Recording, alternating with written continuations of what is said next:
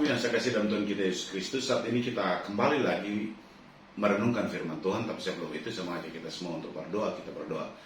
Bapa dalam surga, kami bersyukur kalau Engkau masih memberikan kesempatan kepada kami untuk belajar dari kebenaran-Mu. Kami berdoa Roh Kudus yang adalah pemilik dari firman ini akan mengartikan lebih dalam lagi dalam hidup kami, sehingga kami dapat memahami firman-Mu, menjadikan firman-Mu sebagai suluh yang menerangi perjalanan kehidupan kami. Kami siap untuk belajar firman-Mu, dalam nama Yesus kami berdoa. Haleluya. Amin. Bapak Ibu yang saya kasih dalam Tuhan kita Yesus Kristus, saat ini saya akan menyampaikan firman Tuhan dengan tema menjadi sahabat Kristus. Sekali lagi saya akan mengangkat tema yang berjudul menjadi sahabat Kristus. Minggu yang lalu saya berbicara tentang kemerdekaan. Di situ saya menggambarkan bahwa Tuhan memerdekakan kita dari tuntutan hukum dosa dan hukum maut. Tuhan membenarkan kita bukan karena perbuatan kita, tapi karena kasih karunia dalam Kristus Yesus. Saya juga berbicara bahwa kemerdekaan itu membuat kita menjadi bagian dari keluarga kerajaan Allah. Dan saat ini saya akan berbicara tentang menjadi sahabat Kristus. Firman Tuhan yang akan mendasari khotbah saya terambil dari Yohanes pasal yang ke-15 ayat yang ke-15. Sekali lagi Yohanes pasal 15 ayat yang ke-15.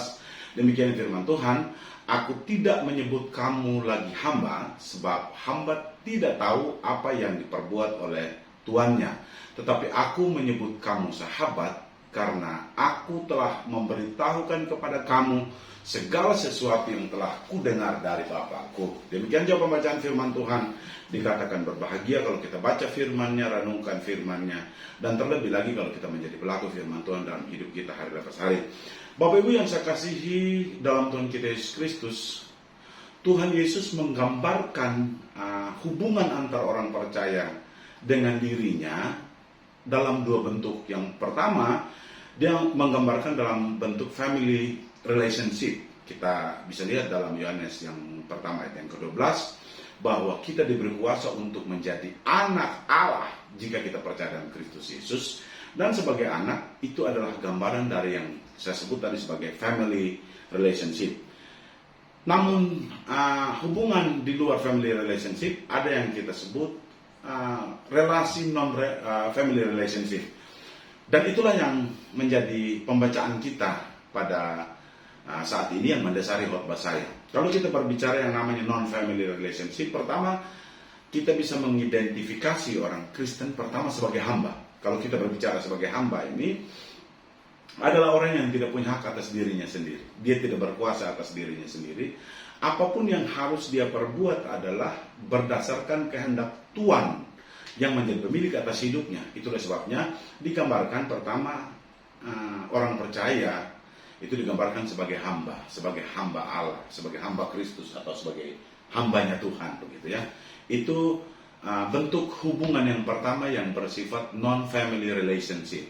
Yang kedua disebut juga sebagai pelayan. Pelayan itu adalah orang yang melakukan seluruh pekerjaannya untuk menyenangkan tuannya. Jadi kalau kita berbicara tentang pelayan ini, seluruh kebutuhan dari tuannya itu dikerjakan oleh pelayan.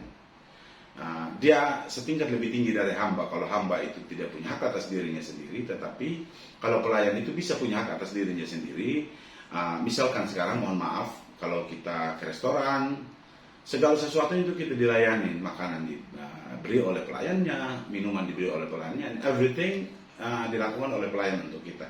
Kita nggak mungkin pergi menyuci piring sendiri, lalu menyendok nasi sendiri, atau mengambil air minum sendiri di restoran. Karena yang mengerjakan itu adalah pelayan yang melakukan pekerjaannya. Nah, yang ketiga ini penting, Bapak Ibu. Yang ketiga ini penting. Bentuk hubungan orang percaya dengan Tuhan itu digambarkan sebagai sahabat. Itulah sebabnya dalam Yohanes pasal yang ke-15 ayat yang ke-15 ini jelas sekali dia dalam hal ini Yesus berkata begini, aku tidak menyebut lagi kamu hamba. Sekali lagi Tuhan bilang begini, aku tidak menyebut kamu lagi hamba. Tetapi apa? Tetapi aku menyebut kamu sahabat. Satu tingkat lebih tinggi lagi dari pelayan. Hamba adalah orang yang tidak memiliki hak atas dirinya sendiri. Pelayan adalah orang yang melakukan pekerjaannya untuk menyenangkan orang yang dia layani. Tapi yang ketiga jangan lupa, Yesus bilang begini, mulai hari ini saya tidak menyebut kamu lagi hamba, tapi saya menyebut kamu sahabat. Bapak Ibu, kalau kita berbicara tentang sahabat ini punya kekhususan tersendiri.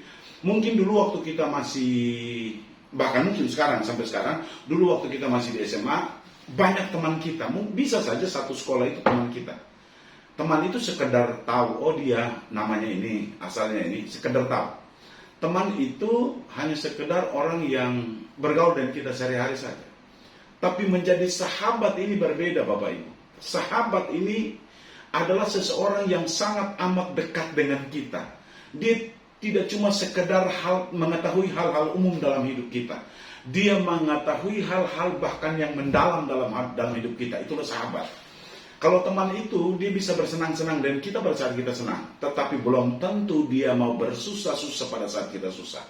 Tetapi kalau kita sebut sahabat, dia tidak saja menemani kita pada saat kita senang, pada saat kita susah pun dia hadir. Pada saat kita membutuhkan dia pun dia hadir. Pada saat kita minta untuk dia berkorban pun dia hadir. Dan hari ini firman Tuhan berbicara kepada Bapak Ibu dan saya bahwa kita adalah sahabat dari Kristus. Ini yang luar biasa. Artinya sebagai seorang sahabat ada hubungan yang khusus antara Bapak Ibu dan saya dengan Kristus yang adalah Tuhan dan Juru Selamat kita. Ada hubungan yang istimewa antara Bapak Ibu dan saya dengan Kristus yang kita sebut sebagai Tuhan dan Juru Selamat kita. Ada hubungan yang akrab antara Bapak Ibu dan saya dengan Yesus yang kita sebut sebagai Tuhan dan Juru Selamat. Itulah sebabnya Yesus bilang begini, sahabat itu tidak tahu apa yang dia perbuat. Mohon maaf, hamba itu tidak tahu apa yang dia perbuat, tapi sebagai seorang sahabat tahu persis apa yang Yesus perbuat. Kenapa? Karena Yesus mengangkat derajat Bapak Ibu bukan lagi sebagai sekedar hamba saja, tetapi juga bukan hanya sekedar pelayan saja, tetapi kita disebut sahabat, orang yang terdekat dengan Kristus. Itu yang luar biasa Bapak Ibu. Kita sekarang menjadi hamba yang terdekat dengan Kristus. Apalagi kalau kita berbicara tentang sahabat, bukan cuma hanya sekedar hubungan yang intim saja. Sahabat itu mengasihi satu dengan yang lainnya. Menaruh hati kita pada orang yang kita anggap sahabat. Kita mau berkorban dan berbuat apa saja pada orang yang kita anggap sahabat. Kita mau melakukan apa saja pada orang yang kita anggap dekat dan intim dengan kita yang kita sebut sahabat itu. Jadi tidak sekedar tahu persis hal-hal yang istimewa dalam hidup kita, tidak sekedar itu. Tetapi dia mau berkorban, mengasihi, mau melakukan apa saja untuk orang yang dikasihi, yaitu sahabatnya. Berikutnya, Yesus menggambarkan tentang persahabatan. Di sini dibilang begini, aku menyebut kamu sahabat karena aku telah memberitahu kamu segala sesuatu yang kudengar dari Bapa.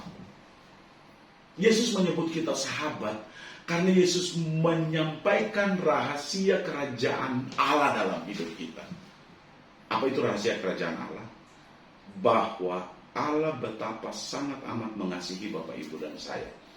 Bahwa Allah sangat amat mau kita bersama dengan Dia di surga. Bahwa Allah sangat amat mau untuk mengangkat setiap bebanmu. Bahwa Allah sangat amat mau untuk ikut terlibat di dalam hidupmu. Bahwa Allah sangat amat mau untuk mengangkat seluruh pergumulan. Rahasia. Tidak ada lagi yang tersembunyi. Terbuka antara Bapak Ibu dan saya dengan Kristus. Tidak ada yang terselubung lagi. Itu sebabnya Yesus bilang begini, karena aku sudah memberitahukan segala sesuatu yang kudengar dari Bapakku. Apa hal yang didengar dari Bapa? Ingat baik-baik, bahwa Allah sangat mengasihi Bapak Ibu dan saya. Bahwa Allah sangat memperhatikan kehidupan kita. Bahwa Allah menjadikan kita sebagai biji matanya. Itulah rahasia yang berasal dari Bapa yang disampaikan Kristus kepada kita. Bahwa di dalam Dia ada keselamatan. Bahwa di dalam Dia ada pengampunan. Bahwa di dalam Dia ada jalan keluar. Bahwa di dalam Dia ada pengorbanan yang luar biasa. Bahwa di dalam Dia ada kasih yang begitu dalam, begitu panjang, begitu lebar, dan begitu tidak terukur. Bahwa di dalam Dia, di dalam Kristus Yesus, ada mujizat untuk Bapak, Ibu, dan saya. Itulah sebabnya Yesus bilang begini, aku tidak menyebut kamu lagi hamba. Karena hamba itu tidak punya hak. Karena hamba itu dikuasai total oleh Tuhan. Dan hamba itu tidak memiliki tempat yang istimewa. Dia juga tidak menyebut kita lagi sebagai pelayan yang hanya sekadar bekerja untuk dia saja. Tetapi dia menyebut kita sahabat. Karena sebagai sahabat, seluruh rahasia kerajaan Allah telah disampaikan kepada Bapak, Ibu, dan saya. Dan kita menikmati kasih karunia Allah Bapa yang luar biasa, yang melampaui segala akal kita, di dalam segala hal, di dalam keselamatan, di dalam mujizatnya, di dalam hal-hal yang luar biasa, di dalam segala keberkatannya. Itulah sahabat.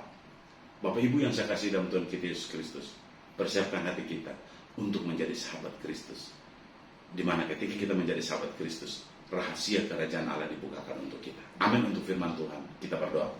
Bapa dalam surga, kami bersyukur kalau Engkau telah menyampaikan kebenaran-Mu. Kami bersyukur bahwa kami sekarang bukan sekedar hamba lagi, bukan sekedar pelayan lagi, tetapi kami adalah sahabat-Mu. Sahabat yang tahu segala sesuatu yang merupakan rahasia ilahi yang berasal dari Engkau. Sebagai seorang sahabat yang menaruh kasihnya kepada kami, sebagai seorang sahabat yang menaruh perhatiannya kepada kami, sebagai seorang sahabat yang menaruh simpatinya kepada kami, kami sungguh sangat bangga dan bersyukur Engkau memiliki kami. Engkau adalah Tuhan dan pemilik hidup kami, sekaligus menjadi sahabat sejati, sahabat terbaik yang melampaui segala akal kami.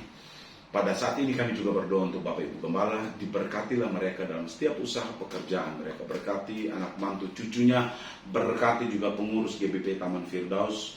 Apapun yang mereka perbuat, perhitungkan sebagai kebenaran yang di dalamnya berkat Tuhan tercurah. Kami berdoa untuk setiap anggota jemaat kami. Kami mohon kasih-Mu sebagai sahabat mereka, yang sakit disembuhkan, yang kekurangan dicukupkan, yang susah dihiburkan. Tangan-Mu yang penuh kuasa dan perkasa itulah yang menuntun, menyertai, menjaga, melindungi, memelihara hidup kami semua sepanjang 1 minggu ke depan, bahkan dalam sepanjang hidup kami. Dimuliakan nama-Mu selama-lamanya. Engkau Raja kami, Tuhan kami, milik atas hidup kami, dan sahabat sejati kami yang kami kenal dalam Kristus Yesus, Tuhan dan Juru Selamat kami. Dalam nama Yesus kami berdoa, haleluya, amin.